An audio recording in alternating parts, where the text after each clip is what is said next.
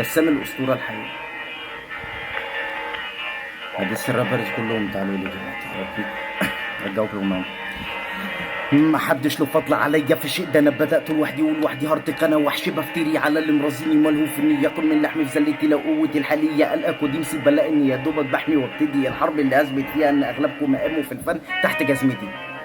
الشيء ده هو اللي فاضل لي من حلو اللي ضاع في لحظه وما بقتش بشوفه.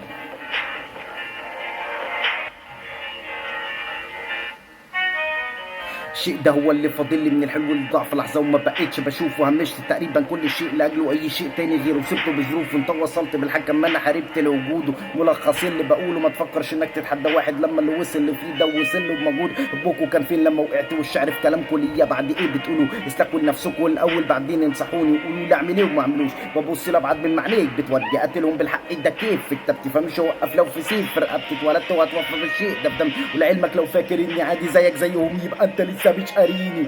10 سنين من دلوقتي يوم بدايتي ده هيبقى يوم تاريخي.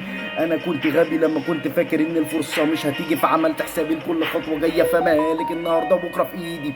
انا سابقكوا زي الضوء احترامي بقى قاعده ثابته. انا في ساحتكوا زي الموت ما باجيش غير مره واحده. تسديدي اخره دايما جول عشان سكتي خضرا سالكه حتى لو مش شايف النوم. عمري ما هبطل احلم.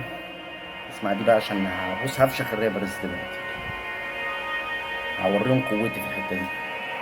اسمع يا دي يا رب منك ليه تعالى اعلمك يعني ايه بسام فوق. بسام الاسطوره الحقيقيه.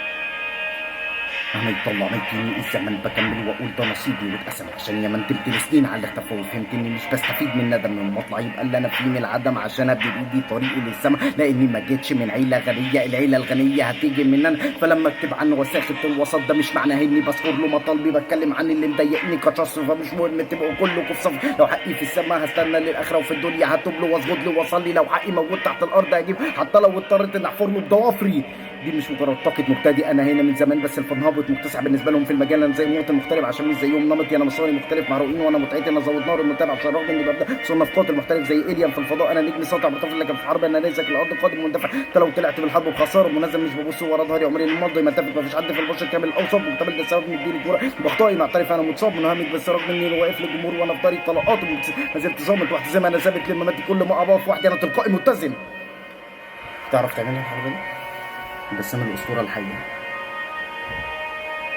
انا خلاص فشخت الريبرز مش محتاج اعبر عن نفسي. اتولدت وهتوفى والشيء ده في دمي اللي هو الراب يعني. دي يا ابويا بسام فوق الاسطوره الحقيقيه بس الرابرز ماتوا.